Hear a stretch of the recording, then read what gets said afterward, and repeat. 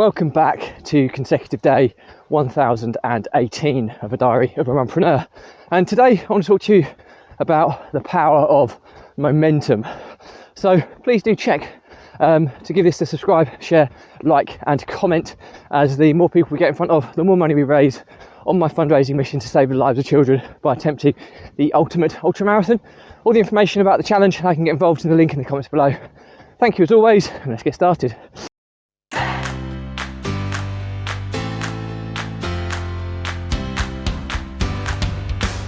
So, consecutive day 1018 of a diary of a runpreneur.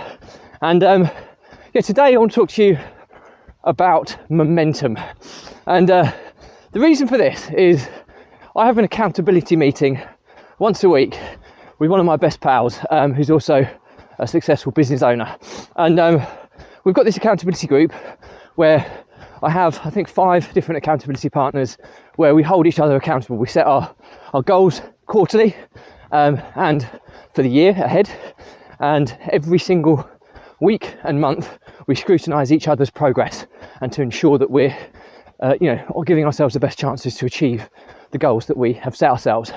And so when I have an accountability meeting with this individual in question, we normally play snooker. It's quite a cool game to play. It tests your decision making. It tests your kind of dexterity and skill of playing snooker, which is a notoriously challenging sport to play. But it's quite a good opportunity to chat. So we normally meet up. We'll have a meeting in the morning over breakfast where we will go through the weekly updates, where we're up to, are we on track, what obstacles we come up against, all these types of things. And then we'll play snooker, and then we'll have a coffee and a cake before we finish for the day, whilst kind of summarising the event and setting objectives for what we need to get done before the next week. And it's so empowering doing this, because I've made so much progress this year alone due to this process alone. And the fact that we play snooker, momentum really came into it. This is the reason for today's episode. Now, he won't be afraid to admit that I am a better snooker player than he is. And I've played, although I haven't played, trained or anything like that, I've just seemed to be one of those sports that I pick up a bit better than he has. And okay, I can kind of get to kind of 30-ish breaks on a snooker table. That's kind of my level. I'm just going past somebody, so just wait a second. I'll just go past these people. There's a dog here, so hopefully I won't get savaged. Hey, morning, how are you? You alright? And the reason for the topic of momentum is that we've probably played not too far off of, 30 or 40 frames now. And the current score is, before yesterday anyway, he'd only won one frame of those 40 odd frames. Yesterday he won a second frame. And that's his goal, is to try and beat me on one frame out of every 5. That's his goal in snooker. And it was interesting because yesterday I went 4-0 up, coasted. I played so well. It was easy, it was controlled. I was putting my chances away. I wasn't giving him a lot. There were frames that he barely scored and I'd got 60 plus points. But then in the final frame, something happened. I don't know what it was, but he managed to break the momentum. I had huge momentum with me that he couldn't break. And everything, the balls would then roll for me.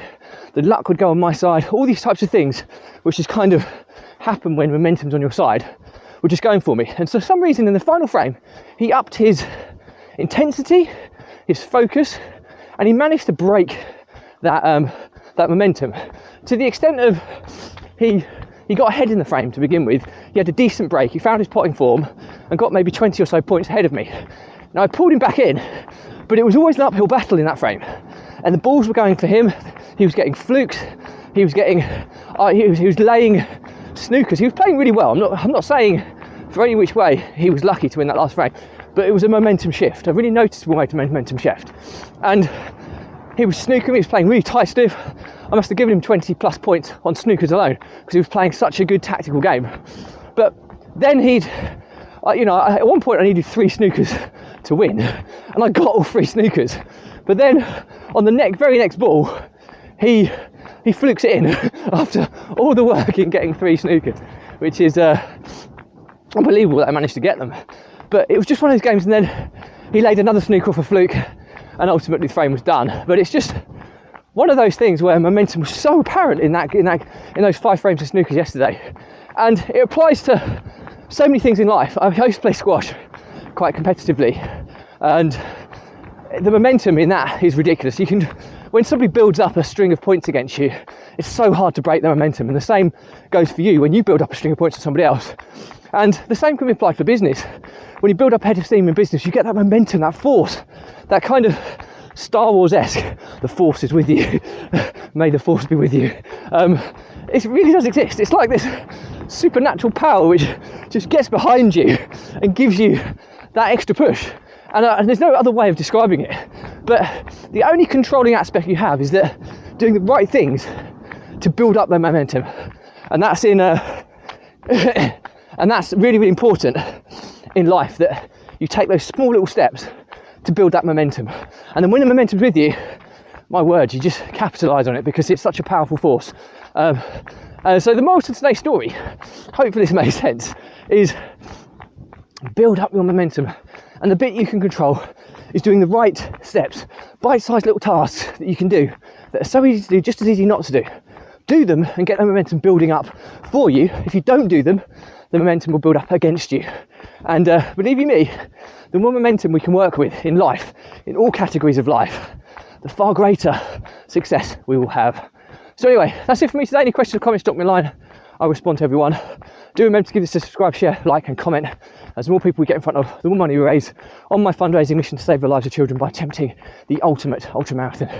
All the information about the challenge, how you can get involved, is in the link in the comments below. Thank you as always. Stay positive, stay happy, and I'll see you again tomorrow.